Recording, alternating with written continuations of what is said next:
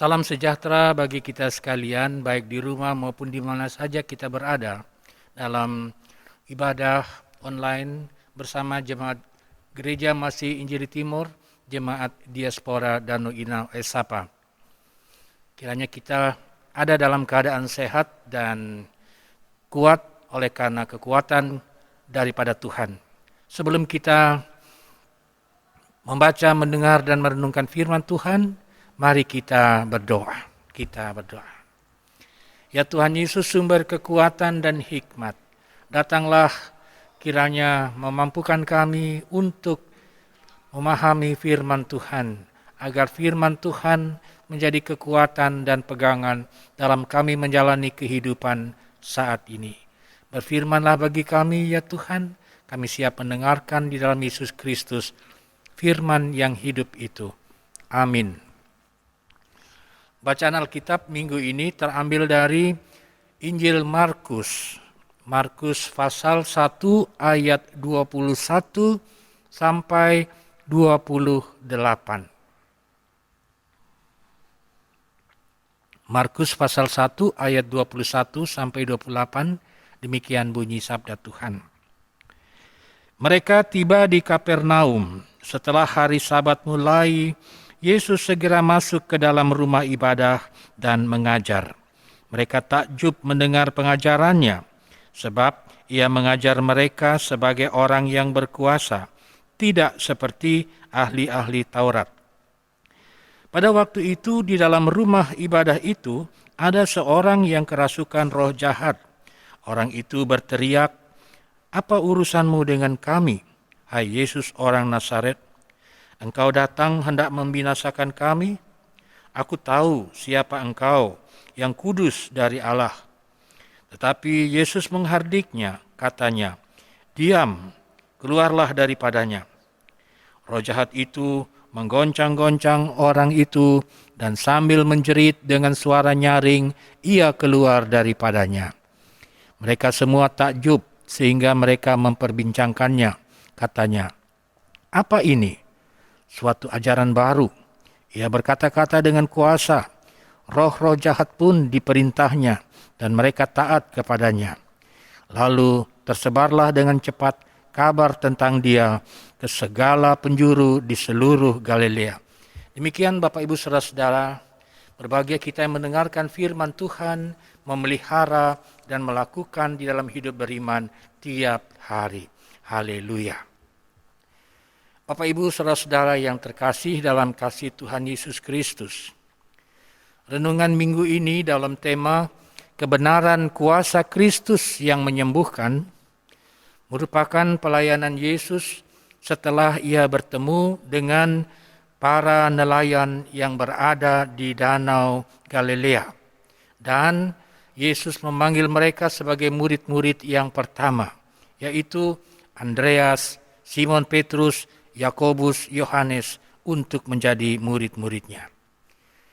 Dikisahkan Yesus beserta keempat muridnya itu tiba di Kapernaum, kota yang terletak di sebelah barat Danau Galilea. Dan itu terjadi tepat pada hari Sabat. Nah, seperti kebiasaan Yahudi, setiap hari Sabat mereka akan berkumpul di sinagoge, tempat peribadahan. Dan di tempat itu orang-orang Yahudi akan berdoa bersama, mendapatkan pengajaran Taurat dan pengajaran tentang kehendak Allah melalui para nabi, dan mereka bersama-sama menyanyi, menaikkan mazmur puji-pujian. Di sinagoge juga dipakai sebagai tempat pertemuan oleh para tua-tua agama untuk membicarakan hal-hal yang punya hubungan dengan ekonomi, dengan politik. Nah, Bapak Ibu Saudara-saudara, Yesus mengajar di tempat itu.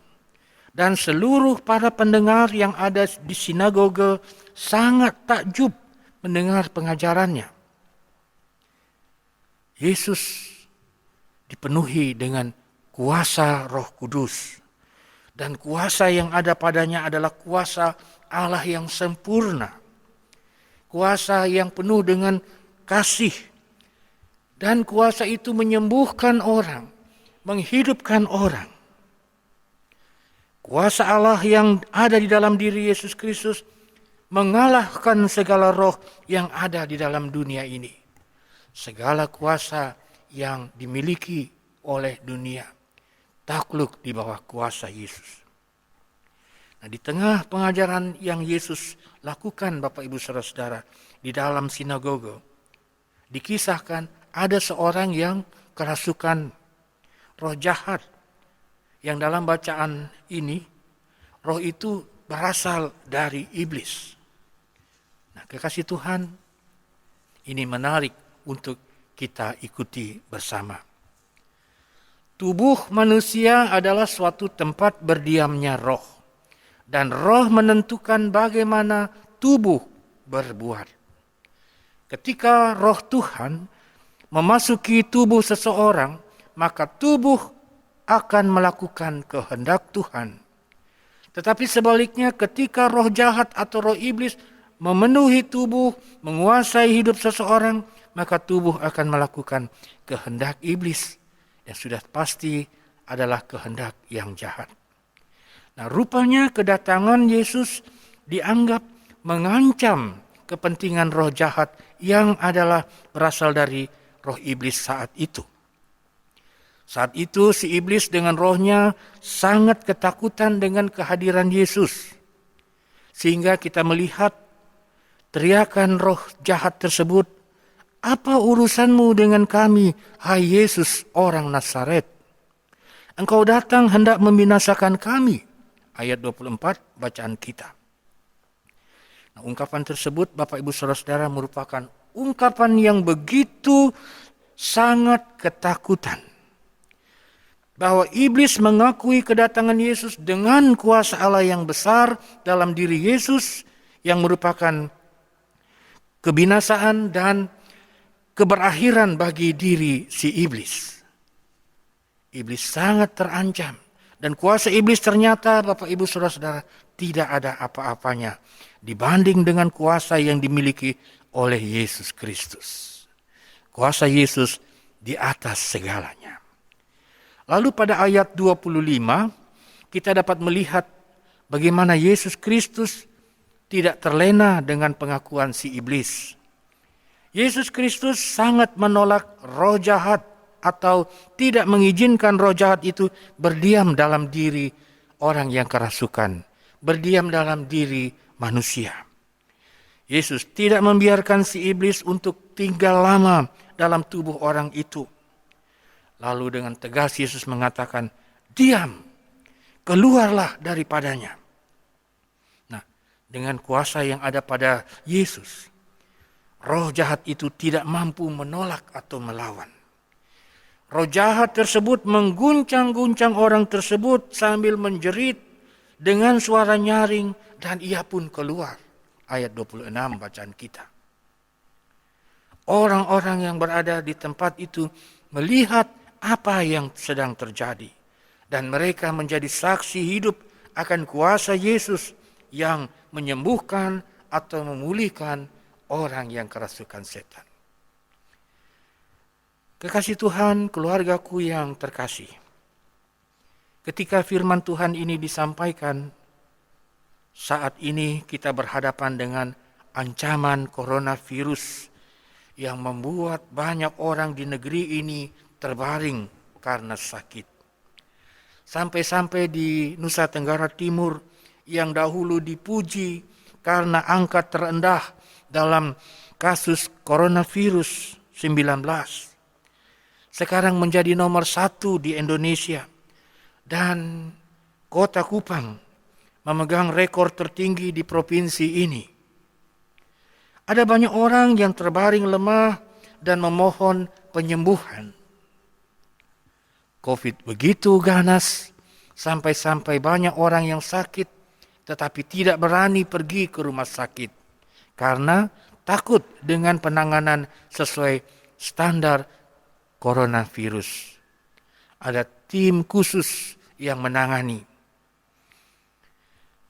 Coronavirus begitu mencekam karena semua orang mencerahkan perhatian kepadanya, sampai-sampai lupa bahwa di bulan ini ada perubahan cuaca dan ada potensi membuat kita sakit seperti demam berdarah yang juga merupakan persoalan besar. Orang yang sakit takut, orang yang sehat juga takut. Tetapi Bapak Ibu Saudara, firman Tuhan hari ini memberikan kepada kita kekuatan dan harapan baru. Bahwa Tuhan dalam firman-Nya selalu meneguhkan hati kita. Selalu memberi harapan bagi kita. Bahwa kesembuhan itu selalu ada. Masa depan itu ada. Dan pemulihan itu akan datang di dalam Yesus. Selain itu, sebagai orang-orang beriman, kita juga diminta untuk menyiapkan diri dalam menghadapi kenyataan sekarang ini. Kita diminta untuk mematuhi protokol kesehatan yang ada. Dengan jaga kesehatan diri, kita juga menjaga kesehatan orang lain. Kita ikut protokol kesehatan yang ada dan menjaga imun tubuh tetap kuat. Kita tidak bisa mengandalkan diri kita sendiri di masa pandemi ini. Kita berusaha untuk menjaga diri sedemikian rupa.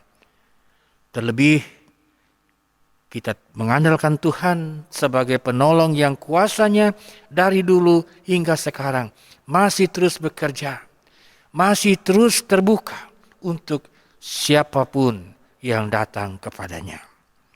Sebab sejak ribuan tahun yang lalu, kuasa Tuhan dinyatakan bagi orang di kota Kapernaum. Kuasa itu juga terus dinyatakan bagi semua orang yang percaya. Bagi kita yang berharap. Yang kedua, Bapak Ibu Saudara-saudara, di minggu Epifania ini, sebagai orang yang percaya kepada Kristus, kita kembali diingatkan bahwa kehadiran Kristus Yesus tidak hanya sekedar suatu pelawatan saja. Tetapi kehadiran Kristus Yesus merupakan suatu penyataan yang sempurna tentang kasih dan kehidupan yang sesungguhnya yang diberikan kepada orang cuma-cuma. Dengan Yesus menghardik roh jahat itu, maka manusia akan kembali menjadi kepunyaan Allah. Dengan kasih, manusia kini dapat mengasihi, dapat berdamai dengan sesama, dan hidup rukun. Sehingga kehidupan yang penuh kebahagiaan menjadi milik kita. Biarlah kasih yang kita telah alami di dalam Kristus Yesus, kita terus memberlakukannya di antara sesama. Dan kita boleh menjadi anak-anak yang dipakai oleh Tuhan dalam hal memulihkan sesama yang sakit. Tidak hanya jasmani, tetapi psikis mereka, emosional kejiwaan mereka dalam tuntunan kuasa Roh Tuhan. Amin. Mari kita berdoa. Kami memuji dan mengucap syukur ya Tuhan untuk waktu yang Tuhan beri. Kami boleh ada di sekitar firman Tuhan.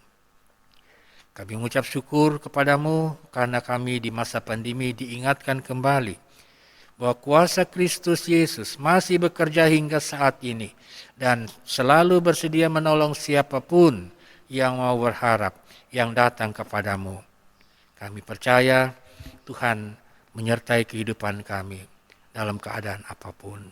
Mari menolong kami ya Tuhan di tengah pandemi supaya kami memiliki hikmat untuk menata kehidupan menjadi lebih baik, lebih sungguh dalam hal peduli terhadap kesehatan. Tuhan menolong kami di dalam usaha dan kerja yang kami geluti tiap-tiap hari di minggu yang baru. Terima kasih Tuhan, ini doa dan harapan kami di dalam nama Tuhan Yesus Kristus, Juru Selamat yang hidup. Kami berdoa dan mengucap syukur kepada Bapa di dalam sorga. Amin.